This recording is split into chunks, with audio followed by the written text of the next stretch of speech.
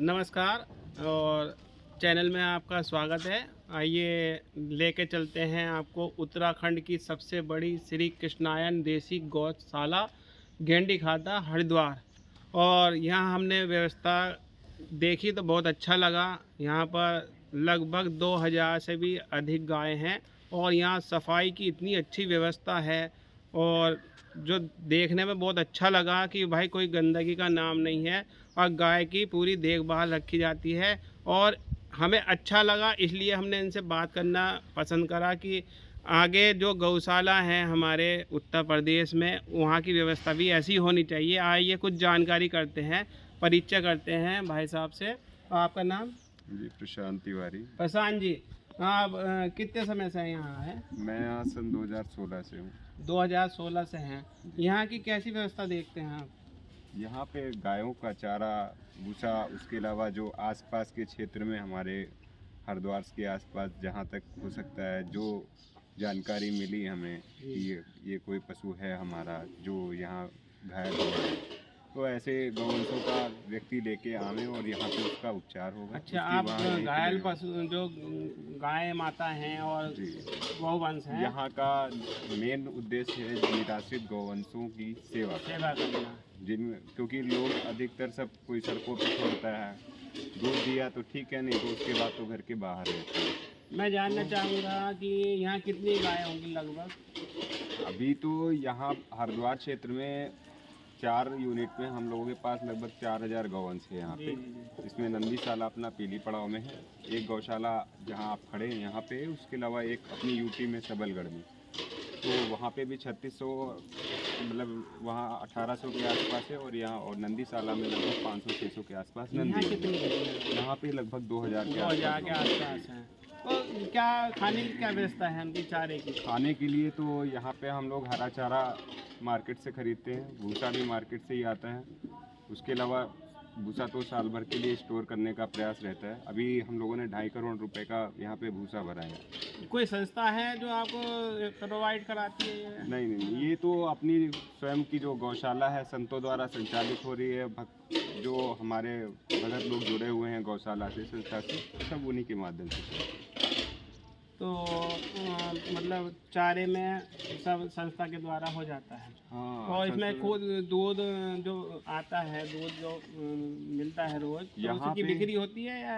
यहाँ पे दूध निराश्रित गौवंश आते हैं जो बिना दूध वाले हैं। जी। कुछ गौवंशों से जिनसे अधिक मात्रा में दूध होता है, उनका तो दूध निकालते हैं, तो लगभग 70 से 80 लीटर दूध होता है, जो संतों को और यहाँ रह रहे जितने सेवक हैं उन सभी को आपस में बढ़ जाता है।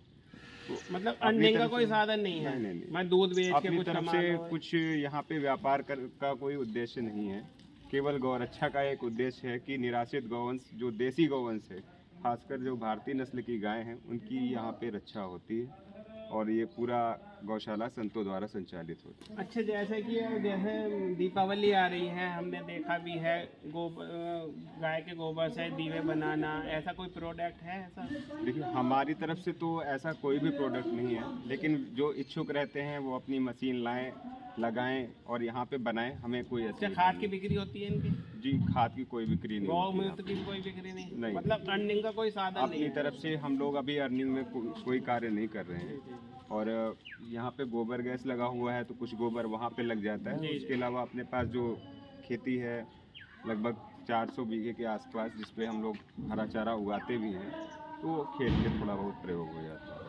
उसके अलावा सब हम लोग डंप करते हैं। बस एक आसरा आपको एक भक्तों का है और आश्रम का? हाँ, भक्तों का है और आश्रम का है। जो गवर्नमेंट की तरफ से जो पंचायत हो वो ग्रेड मिलता हो। देखो, इन्होंने बहुत अच्छी जानकारी दी और हमें चाहिए कि जैसे यहाँ लालन पालन गाय का हो रहा है, कि हमारे उत्तर प्रदेश में भी ऐसी लालन पालन होना चाहिए। हमने देखा कि वहाँ की व्यवस्था कुछ ज़्यादा अच्छी नहीं लगती और सरकार तो बहुत अच्छा चल रही है वहाँ। यूपी सरकार बहुत गायों को सहारा दे रही है, निराश्रित जो गौवंश है उन्हें सहारा दे रही है, लेकिन व्यवस्था में कहीं ना कहीं कुछ कमी देखी जाती है। लेकिन देखने वाली बात है कि यहाँ की व्यवस्था को देखते हुए उन्हें एक तरह से इनको आगे बढ़कर काम करना चाहिए और इनको फॉलो करना चाहिए कि इस तरह की व्यवस्था वहाँ भी बन सके, और हम चाहेंगे कि वहाँ भी ऐसी व्यवस्था हो।